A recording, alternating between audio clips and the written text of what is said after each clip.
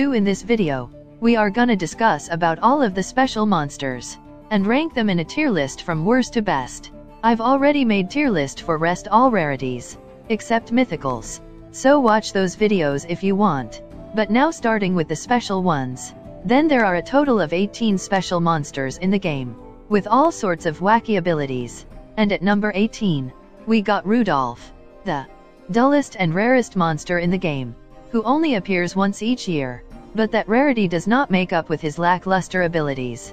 And there's literally no map where I can suggest you to use Rudolph. So with a DPS of 32 AB, Rudolph goes to D tier. Then at number 17, we got Darkwing. And this little cute dragon is just a baby in his unevolved form, so he can't be placed any higher. And he don't have any elemental power either, fire element. So he also gets to D tier. Then at number 16, we got Cronus. And this monster has never been good. He can surely freeze enemies and do some damage, but he's not good. He looks cool, but is in dire need of an evolution. So with a DPS of 330 AB, he also goes to D tier. Then coming to number 15, and there we have Pony Sparks.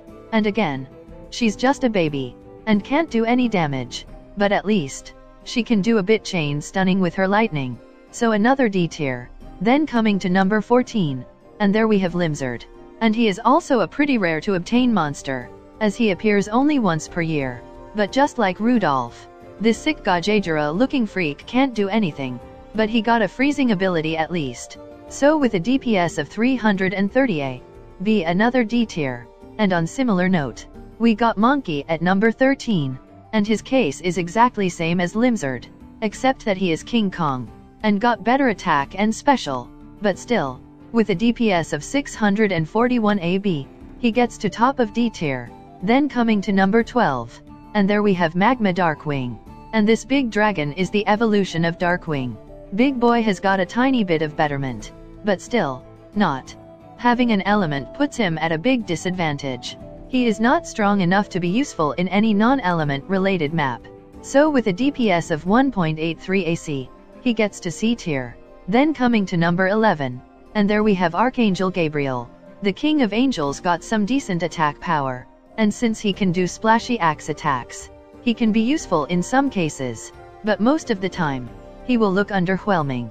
So with a DPS of 3.84 AC, he gets a C tier. Then to number 10, and there we have Holiday Jack, the latest addition to the special rarity, and he is simply inspired by Brahma. But when Brahma is not top tier anymore, how can his ripoff be? Holiday Jack's special is unpredictable, and most of the times, just slows down game by constant stuns, instead of being really helpful. So with a DPS of 611 AB, he gets to C tier as well.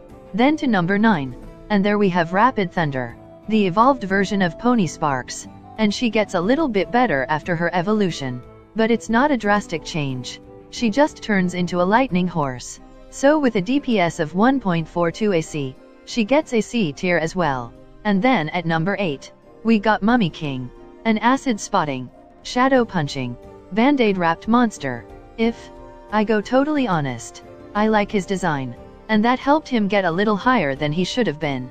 But even after that, these low-ranking units are marginally different from one another in usability.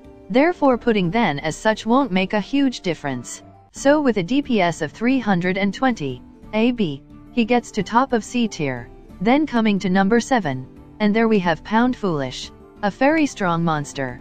You can say that he is the first good special monster, but only problem is he also appears once a year, making him a bit scarce.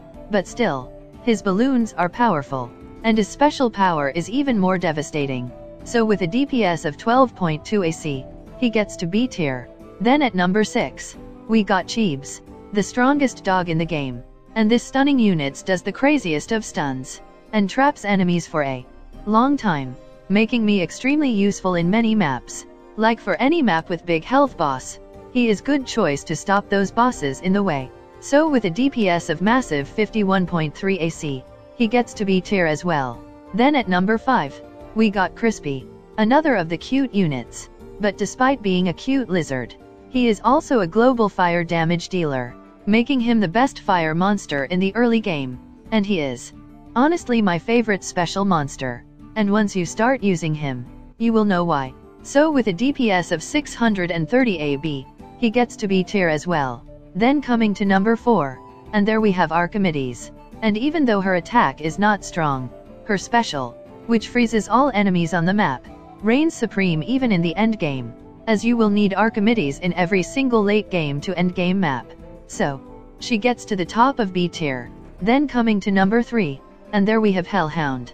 And this fire beast is not the best buffing unit in the game anymore, as he lacks the boosting capabilities now, and can only give 7200% boost at max. A big fall in power, I would say, but still he is useful nonetheless. So gets to I tier. Then coming to number 2, and there we have Archimedes. And what can I say? She is evolved and simply a better version of Archimedes, who also deals some damage. Rest their same global freezing units.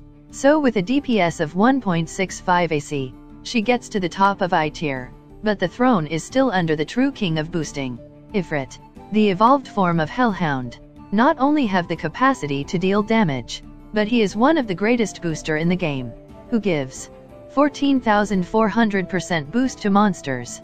And I have to use the term one of the greatest, because cats give the same amount of boost now, and Timmy is much better value than Ifrit. But still, when compared to other special, there's no competition to him. So an S tier for him. And yup, that was it with the list. Let me know how you would rank them in comments below, and if you have any objection to my ranking. Lastly, I'll be posting Mythicals tier list soon too. I will try to at least. But unit then. I hope you liked this video. Thanks for watching. Just keep grinning and aura.